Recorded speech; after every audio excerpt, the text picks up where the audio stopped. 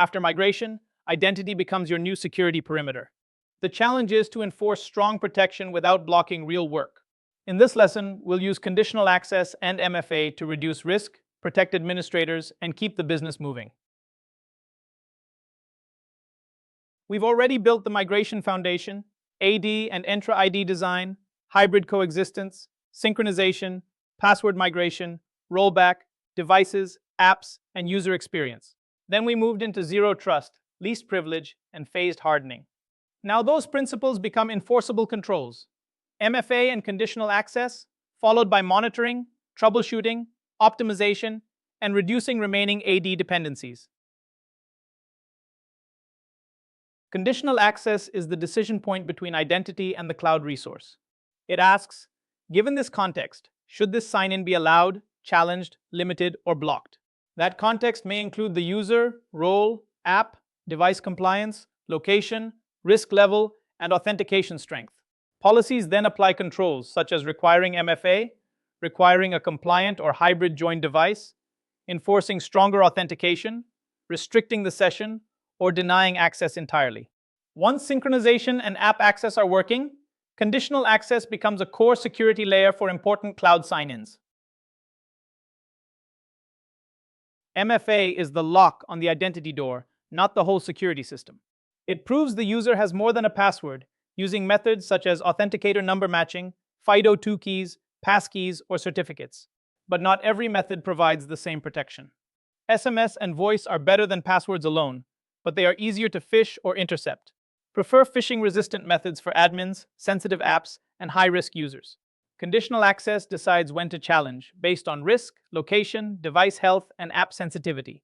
Registration campaigns, method policies, and recovery planning help keep MFA usable and resilient. A conditional access policy works like a decision flow. First, define the scope. Which users, groups, roles, identities, and apps are included or excluded? Then add context through conditions such as location, device platform, client app, and risk signals. Next, choose the outcome. Grant controls define what must happen before access is allowed, such as MFA or a compliant device, or they can block access entirely.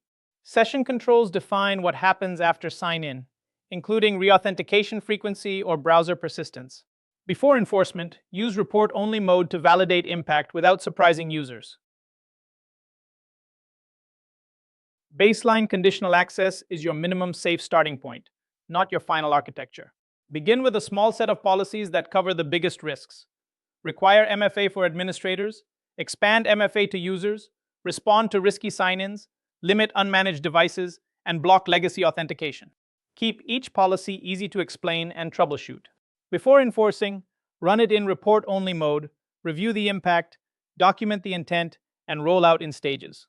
This gives you strong protection early without creating a policy maze that becomes hard to operate. Administrative access is the highest risk path in the tenant, so it needs stronger treatment than normal user access.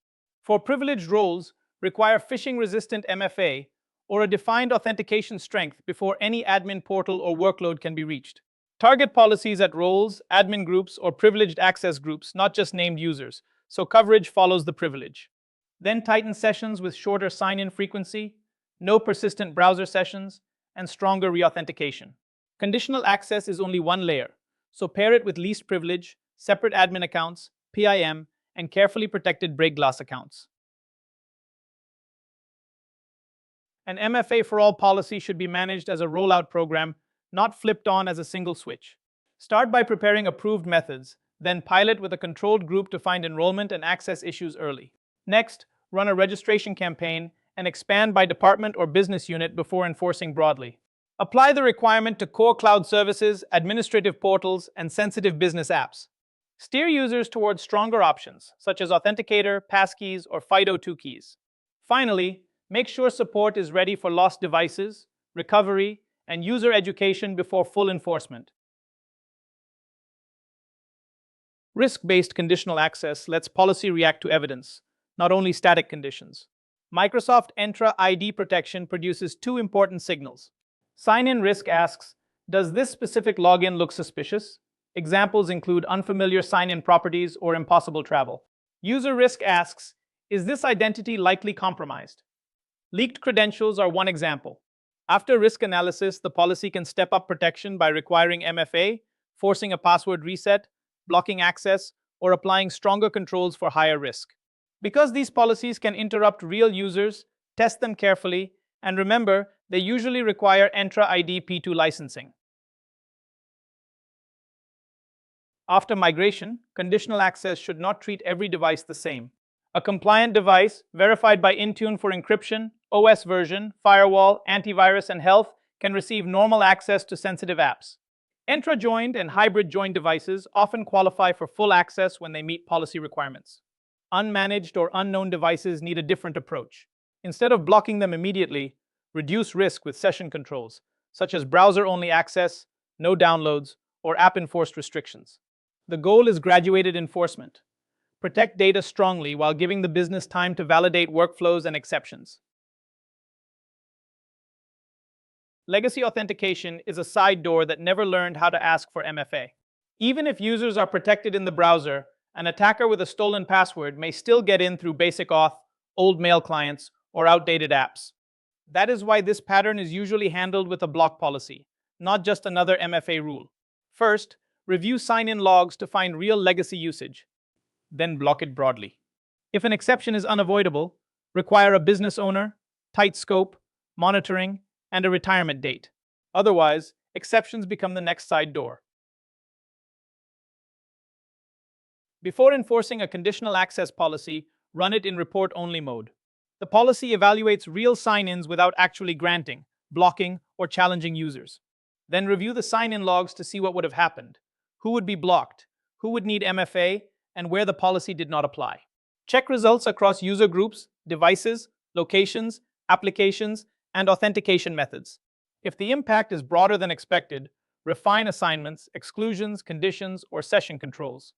Once the results match your intent, you can enable the policy with much lower risk. Treat conditional access rollout like a controlled experiment, not a big bang change. Start with IT admins and a small pilot group that represents real variation across devices, apps, locations, and job roles. Before expanding, explain what users should expect, including prompts, registration steps, support channels, and timing. After each ring, review sign-in logs, incidents, help desk tickets, and direct feedback. Fix issues before moving to early adopters, departments, and then broad production. Each gate should answer one question. Are we ready to safely expand enforcement? Emergency access is your last line of defense against locking yourself out of the tenant. Maintain at least 2 cloud-only break glass accounts excluded from conditional access so one bad policy or MFA outage cannot block all administrators. Protect them with long, complex passwords, offline secure storage, and strict approval for use. Keep exclusions rare, documented, and reviewed on a schedule. Never treat them as convenience bypasses. Most importantly, monitor every sign-in and alert the security team immediately, because break glass use should be exceptional, visible, and investigated. Conditional access and MFA are where migration security becomes enforceable. Design policies around real patterns, administrators, users, risky sign-ins, unmanaged devices, and legacy authentication. Strengthen MFA with governed methods, risk signals, and device compliance. Roll out safely using report-only mode, pilots, exclusions, and break glass accounts. Next, monitoring and troubleshooting will turn these controls into reliable operations.